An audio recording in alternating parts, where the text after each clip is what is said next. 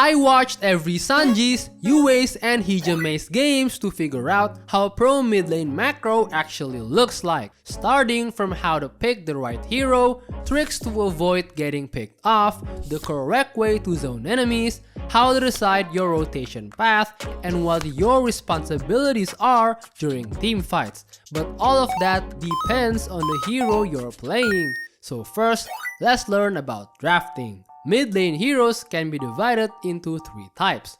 We'll start with Burst Mages. Burst Mages deal as much damage as possible in the shortest time possible, using combos like Pharsa with her first skill, second skill ultimate, Kadita with her second skill, first skill Petrify ultimate, or Valentina with her first skill, second skill, first skill.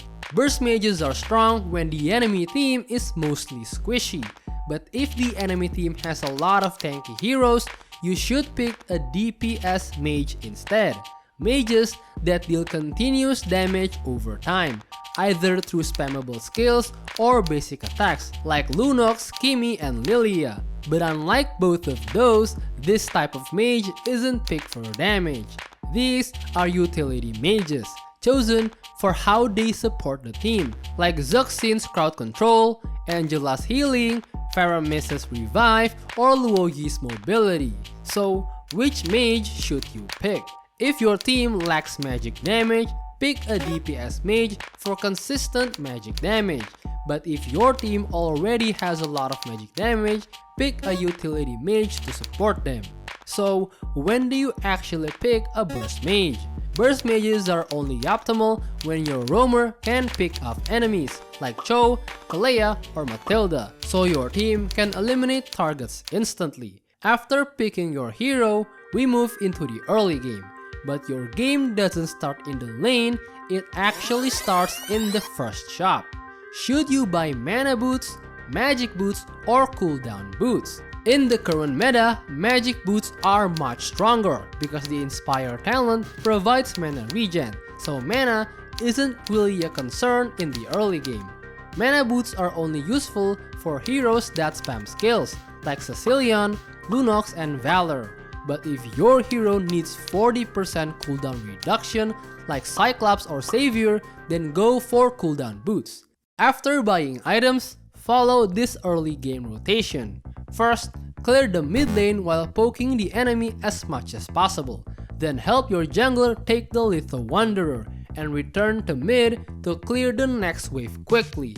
At this point, you have 2 options. If you're using a high mobility mage like Selena, Pharsa, or Novaria, rotate directly to the XP lane, because if your XP lane is ahead, securing the turtle becomes much easier. Gank as much as possible, then return to mid to clear the wave. Repeat this to give your XP laner a strong advantage. But if you don't have fast mobility like Kimmy, Zhuxin, or Eve, focus on clearing the mid lane, because if you miss minions, you won't reach level 4 for the first turtle.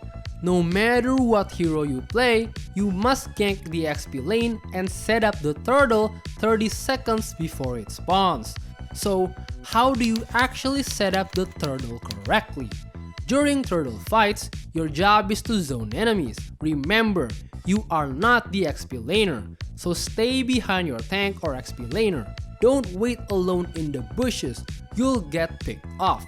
Your job is to wait and engage when your XP laner engages. When a fight starts, your positioning is everything, and the correct position depends on your hero type. If you're playing a DPS or utility mage, stay in the safe bushes, behind walls, or behind your tank. But if you're playing a burst mage, flank together with your team. Your goal is to delete the enemy jungler. The key trick to avoid getting picked off is not showing yourself on the map. Appear only at the right moment, then burst enemies with your full combo. Repeat all of this until the third turtle is secured. But for everything to work smoothly, you must avoid these 3 biggest mistakes. First, rotating at the wrong time.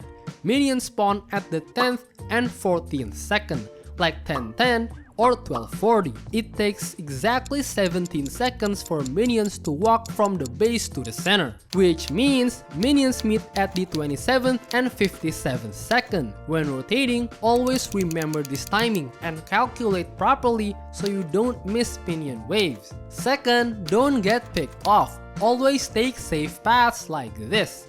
And once you arrive, don't stay too long because the minions' gold and XP will be split. After doing all that, you'll gain a lot of gold, but many players misuse it. For example, do you really need to buy a glowing wand? Glowing wand is an anti-heal item, which means it's only good when the enemy has a lot of healing. The problem is MLBB already has 2 other anti-heal items, so when should you buy it? If you're playing solo and your team has no anti-heal, you must buy it. But if you're playing in a party, follow this rule. If you deal area damage, you should buy a glowing wand, but if you don't buy it. Ask your tank to get Dominance Ice instead.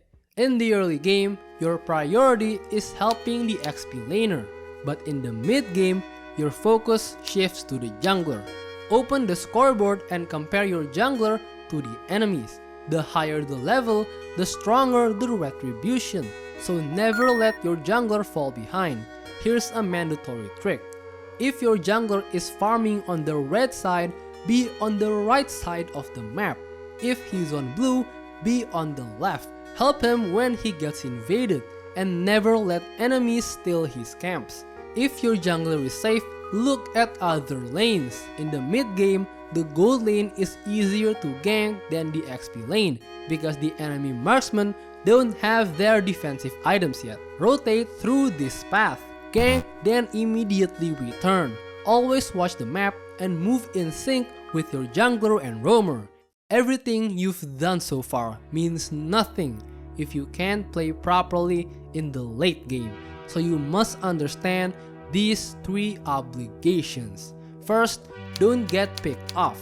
Never be alone in a lane, stick with your roamer. The biggest mistake is clearing a far lane alone. That's your XP laner's job. You must survive because you're the only one who can break through the enemy's wind of nature.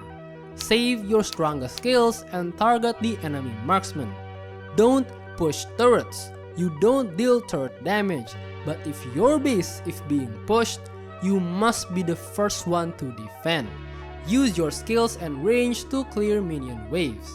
This video took a long time to make, but this is just one out of many macro tutorials on this channel. So join the membership to get early access to future videos, and if you enjoyed this video, you'll definitely love this video too.